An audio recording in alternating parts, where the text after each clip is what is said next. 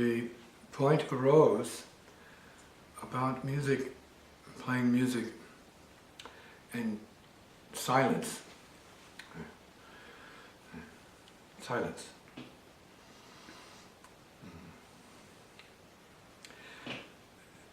And if whether or not speech is a superior form of communication.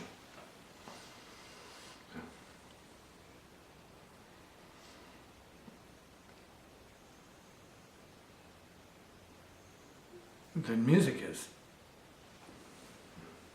It's a very big and powerful question. It could be said then that through music, certain things are communicated that cannot be expressed in words. And some things that are said perhaps cannot be expressed in music. So, yeah. This kind of reality. So. Because we're talking about two different mediums of communication, two different levels of communication. The verbal and then musical sound.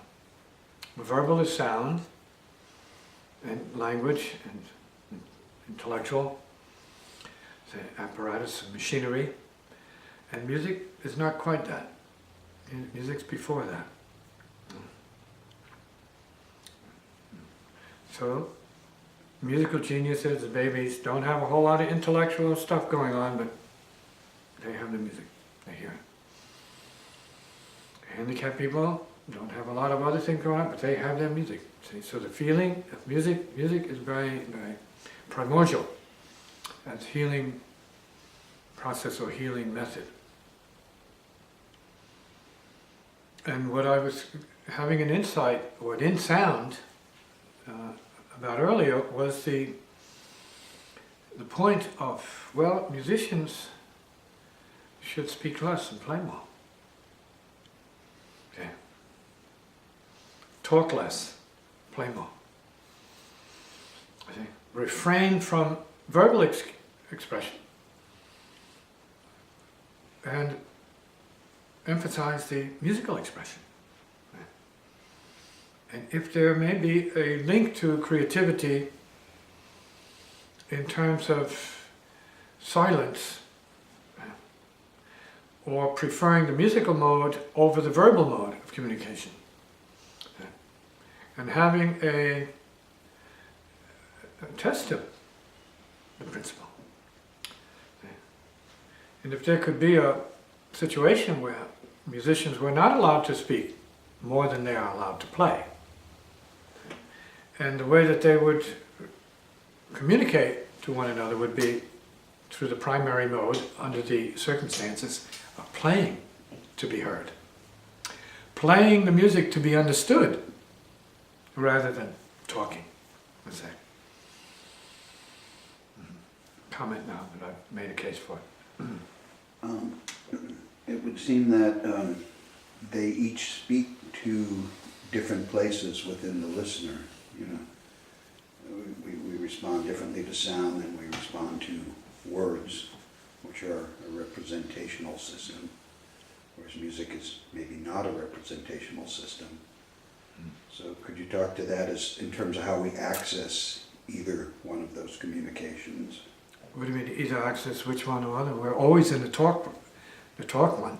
We're always talking. So everything in terms of communication is verbalized for the most part. We're machines, talk machines.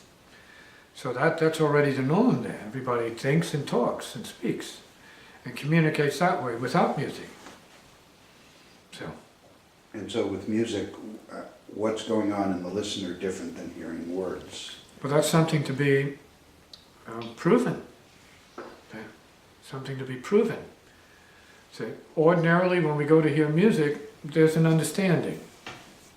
Music being performed for us, nobody talks particularly during that performance because you want to hear what it is. You want to get what you can out of not so much what the composer's saying, but what the composer wrote in terms of musical entertainment. So that's one level we're ready to deal with it at. And that's fine. And that music, depending on who the composer is and what the movement is that we're listening to, could be very agreeable, very, let's say, operatically correct, and so on and so forth. So you have some words there, but it's really, now we're not using words. Now we're getting into the mindset that there are no words. No words. I'm speaking only because I'm describing this unique situation for the musician, challenge for the musician. Your speech is not acceptable, or the only way you can communicate is through your instrument. And good luck, because you don't have words. Now you got to put in emotion. Then you have to determine by evidence, by experience, whether or not there's sufficient capability by music alone to make words show up in the mind, to communicate to the mind that doesn't even know music particularly, but knows words. How does one go about doing that? How do you create words in someone's mind by sound? Is that possible? Okay. And can it be done between musicians? Can they know each other's thoughts by what they're playing? And precisely, accurately. So, we're talking about a different species of a composer and a musician now. With different challenges and different requirements. A different kind of discipline. Say, finally. A unique discipline, finally. It's like playing without ears. Right? Can you play without ears? Like, can you play without speech? You have something coming up in you now. So would the listener have to, let's say, translate the sounds into feelings and then from there to words? Well, yeah, it's quietly into words, because you're not getting words, so you can't depend upon his or the musician's words. You have to figure out what his words are. And because he has to know what his words on his thought is well enough to put it into music. And so the strength of his conviction is what's going to communicate what that is to you, regardless of the melodic structure. So then the music becomes a medium for his mind to another being. And so does it pass through the heart of the listener to get to the brain of the listener? Who knows and who cares? I don't care what part of the body it goes through. You got to get it. You got to get it and understand it. However you understand it. That's the word. However you understand it. See? But the challenge is there. Is to communicate through music that which is beyond the ordinary function of music to do.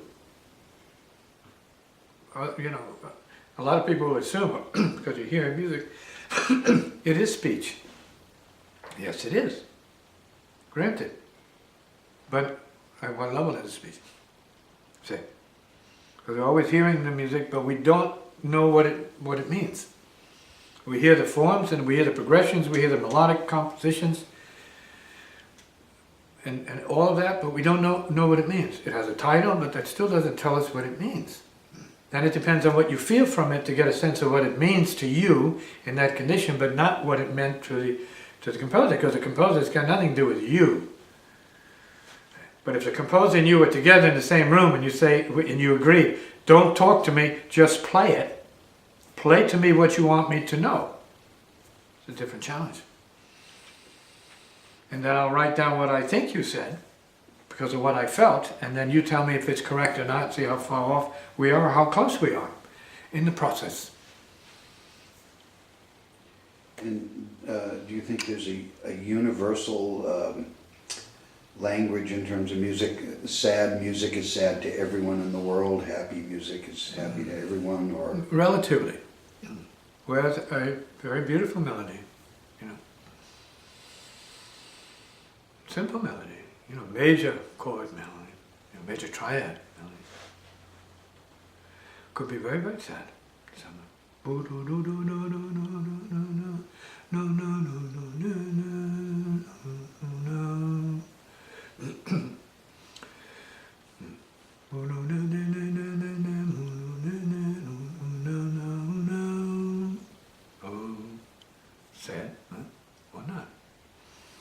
because someone hearing that could mean a recognition that makes them happy.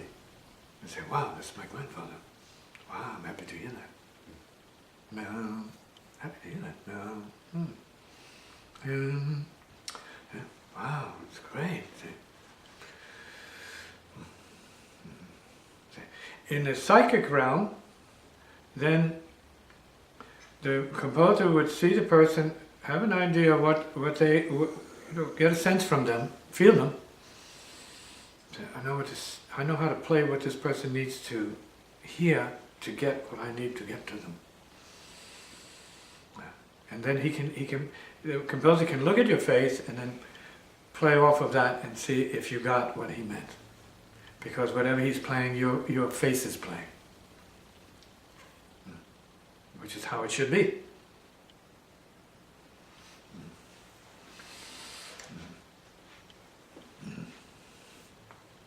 And yet, it's often said that with artists, creators, they want each person to have their own experience of it as opposed to... Well, you have to have your own experience of the truth of it.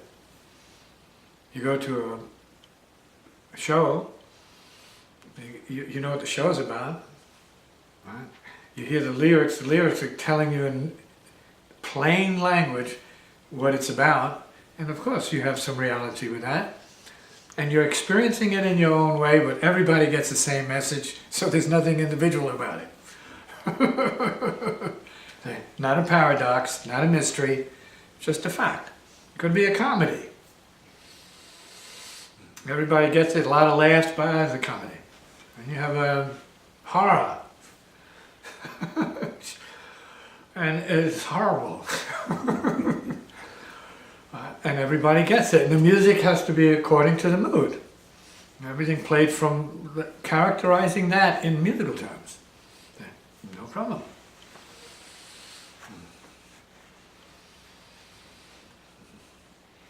Well, that brings up the whole context of music with image creating feelings. You know, the film shows something, and if you have suspenseful music, it goes one way, and if you have another kind of music, you know, when they're opening the door... Yeah, there has to be some kind of match, let's say, resonance, whether it's some being in the ballpark or what the emotion and what the drama is. Yeah, definitely. And some people do it better than other peeps, and so they're asked to do the composition. Yeah. Because they seem to have, according to the, let's say, the director or the producer, a bit more intuitive connection with the script and the drama, the screenplay, and so on and so forth. Yeah. And that's what a person with ears is going to be listening for. Yeah. Say, okay, now I know what this feeling is to be about, because the director's in charge of the feeling. What the mood is. You know, what is he supposed to bring out of the actors?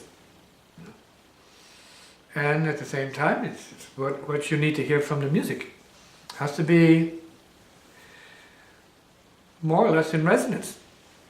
Can be one mood and then a whole other mood is not going to work. People are not going to dig that, and it won't work that way. Often that happens when you go to movies. You wonder what was supposed to be said, what was supposed to be happy, or what was supposed to be what, because the music is one place and the lyrics and the scene is this, that, whatever. So we're talking about a certain amount of artistry here and science, and definitely common sense in terms of reading the emotions properly and working with the musicians that can do that successfully and more naturally, not even successfully, but just more naturally because of their sensitivity. Yeah. When you play, are you expressing, let's say, a chosen feeling or channeling? In the melody, it's always a chosen. That's what the melody's for. To convey a certain form, a conscious form. Some form of love is what I present, forms of love. Not abstract melodies. That'll be my next phase of music, will be more abstract melodies so people can really appreciate where I've been, because where I may go is, I say, what happened to him? What is he eating now? What happened to his diet? Who left him now? and so on. So they're going to wonder what the difference is. The difference is just a mind change. And in terms of the And improvisation, we're just talking about this. If Warshauer joins me and we do the second book, volume of compositions, right? My compositions, so-called, my sketches, almost compositions, really. And we go into the third book if we got to that point, and then it becomes really different from what people enjoy and what they like. That's deliberate. That's deliberate. Your question was about improvisation. yes, after you've expressed the emotional content or message of the melody, what happens in the improvisation? Is it channeling through you, or do you have a specific intention of what to communicate? Well, there's a high regard for the melody, of course. See, the melody it opens the door. See, that's the door. So there's appropriate respect for that. See, there's no disregarding that. But because it is what it is, it's part of the universe. And then it becomes an issue of in what way is it part of the universe now? Not part of his mind, or his face, or his career, or his anything, but part of the universe. It stems from that. Or we can say it takes flight, or it plunges in from that point. Answers your question. In my concept, Yeah. conceptual terms. And so, in that state, are people getting radically different messages or very different interpretations in terms of feelings, the audience? They're supposed to. They're supposed to say something to the effect, gone, gone. There's a lesson in wisdom in that, gone. The melody's gone. Time is gone. We are gone. It's fact. If it's fact, it could also be musically so. And then the music is as true to that as the individual is as true to freedom to be that. Then is that true?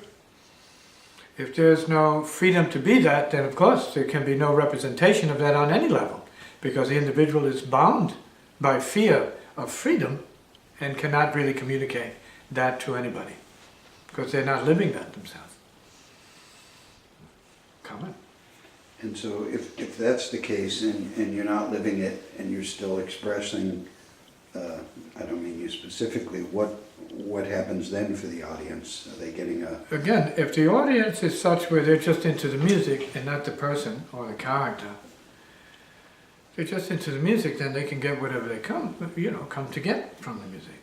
Now, we have to be more specific in this case to be fair with this particular imagery.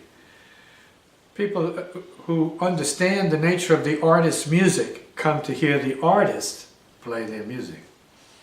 Yeah. So there's already a certain amount of agreement there. Yeah. Maybe trust, maybe. Maybe not trust, but a little bit of respecting the integrity of the artist. They know this artist is going to be deep and pure, straight up, not personal, heartfelt. Not romantic about it, devotional about it, not fantastic about it, not superficial about it. It's going to be for real, deep. Right? Then people come for that, they get that. That doesn't mean they comprehend my universe. No, they say, no, this is the universe of this person, and it's true. And so they find power in the truth of what it is. They don't have to comprehend it. They say, this is true. We don't know what it is, but we know it's true. And we're here for what is true, because we can go to a lot of other places to hear all kinds of music, and it's not true. And the artists don't even believe it's true. They don't live it, they're just imitating it, because it's not 100% true. And if we talk to the artists, we're going to realize they don't have any true in them. They don't know what they're playing. They don't know what they're talking about. They'll say, hey, get off of that. Hey, there's no message here. It's just music, man, and we're having fun, man. Just blow. Well, I can do that to no end. I've won contests blowing, peeps. Guitar contest and horn contest blowing, right? Last man standing. Last man standing. Right. No pride. It's just the way it is. It's not a good thing. It's not a bad thing. I'm just a strong spirit. That's it. Drummer first. That's where the power comes from. Drums, from mastering the rhythms. Where the power comes from. Not unique to me. It's native. A good start. Not necessarily the best place to end up. You ever coming? That would lead to And my... I hear you're drumming too, so please continue your drumming. You'll be a better person if you keep drumming. Thank you. I feel like it. And we have to get you one too. Do the different components of the music communicate differently and differently to different Wait, people? say that. Start again now. The different components of the music. For example, the harmonic language might speak to somebody where the rhythmic language might speak to someone else, the melodic. Well, that is usually the case. Everyone comes with their own ears, thank heavens. So everyone's going to take a piece of it, if they're interested in that. If they respect the artist, they know in my case, these are avant-garde kind of artists. By avant-garde means a free player in a certain way, but creative, but true player. I mean, avant-garde should be true, in a sense. The truest kind of player, avant-garde truest kind of player. Not just full of devices that are so-called avant-garde. No, opens his chest, cracks it open, right? Opens the shirt, cracks it open, and pulls out his heart, not like a beast, but in a poetic sense, and says, no, this is the beauty of this heart. Right? It's the purity of this heart. If you come to see that, you come to hear that and feel that, along with the rest of us here, because we need to. That's why we're together. See? That's not what everybody else is doing in the same way. You can sing your heart out, but that's not what we're talking about. We're not talking about something you rehearse and you practice. That's not the real heart. It's self-arising, already here. Always already here, and gone at the same time. Okay? Mystery. Never before heard that way, and not to be heard again that way. Mystery. Nothing mechanical about it. It just happens that way. Spiritual.